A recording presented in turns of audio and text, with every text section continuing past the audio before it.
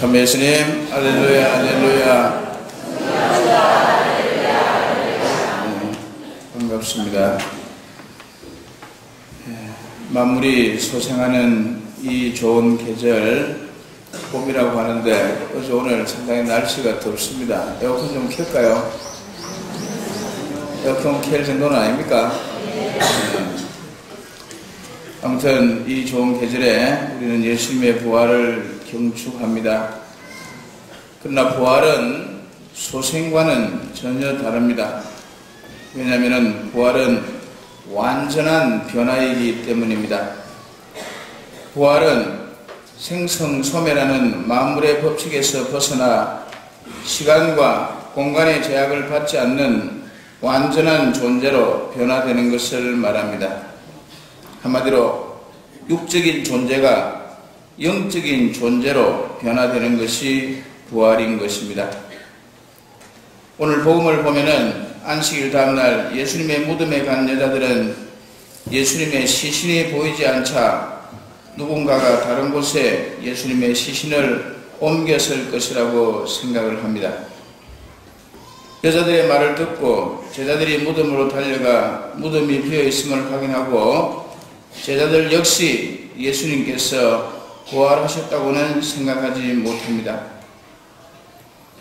그리고 부활하신 예수님께서 제자들에게 여러 차례 나타나셨을 때에도 제자들은 그 예수님의 부활을 믿으려고 하지 않았습니다.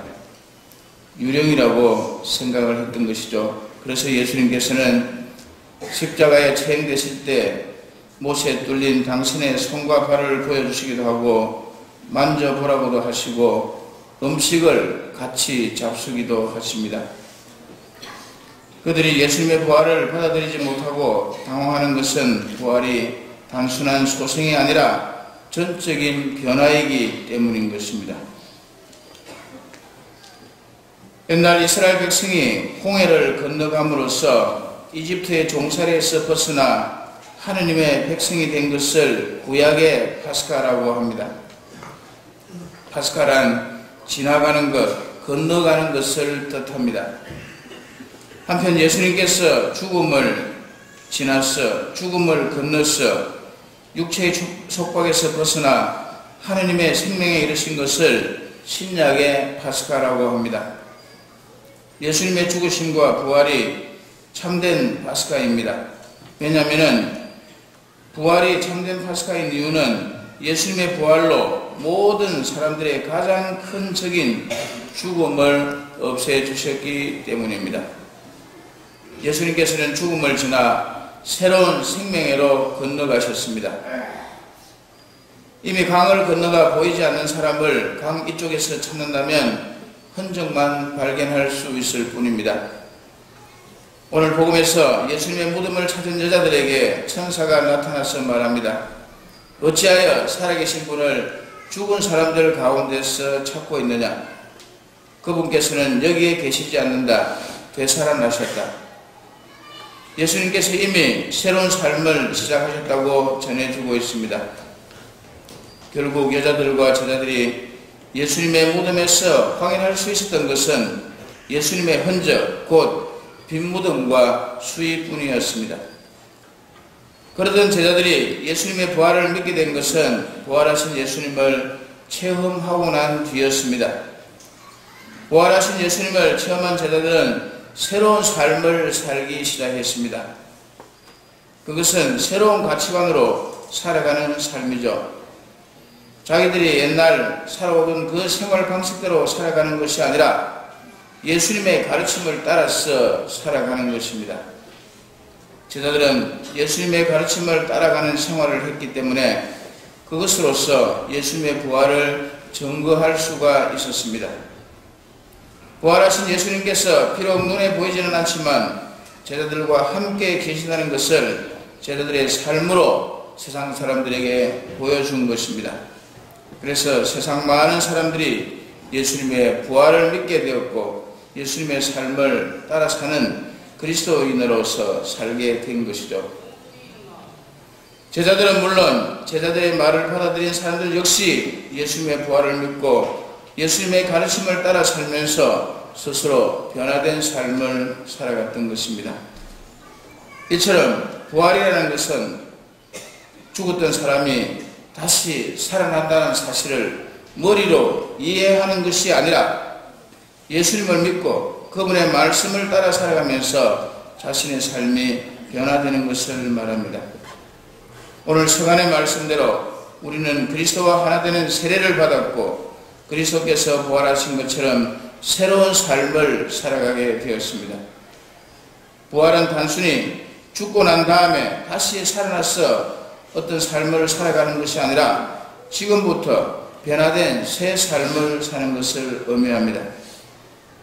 이처럼 부활의 삶은 교만함이 겸손함으로 바뀌는 것을 말합니다.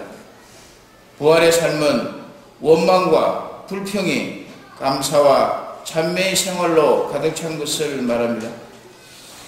부활의 삶은 불신이 믿음으로, 미움이 사랑으로 바뀌는 것을 말합니다. 거듭거듭 새롭게 변화하는 삶, 그리하여 예수님을 닮아가는 삶, 그것이 새로운 삶을 살아가는 것이고 부활의 삶을 사는 것입니다. 어렵지만 생활 가운데에서 조금씩 어제보다는 오늘이, 오늘보다는 내일이 좀 더 변화된 삶을 살아간다면 신앙이 생활을 지배할 수 있게 될 것입니다.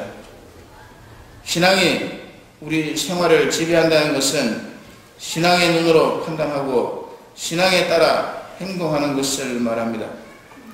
그러나 변화되지 않는 신앙인의 경우에는 생활이 신앙을 지배하기에 하느님을 이 세상 모든 것보다 높은 가치에 두지 못하는 삶을 말합니다. 지난 겨울에 시내에 나갔다가 붕어빵 한 봉지를 샀습니다. 옛날 생각도 나고 그런 대로 맛있게 그 붕어빵을 먹었습니다. 근데 그 붕어빵 중에 하나가 팥이 안 든 것이 있었습니다. 붕어빵에 붕어가 없는 줄은 알지만은 붕어빵에 팥이 안 든 것은 처음 보았습니다. 아마 붕어빵 장사가 딴 생각을 하다가 미처 그 붕어빵에 팥을 넣는 것을 깜빡 잊어버렸던 모양입니다. 겉으로는 보기에 똑같은 붕어빵이라 하더라도 팥이 든 것과 안 든 것은 맛이 현저하게 차이가 납니다. 똑같이 이 세상의 삶을 살아가고 있으면서 부활신앙을 믿는 것과 부활신앙을 믿지 않고 그저 이 세상의 삶에 의지하면서 살아가는 것은 팥이 들어있는 붕어빵과 팥이 없는 붕어빵의 삶과 같으리라고 생각합니다.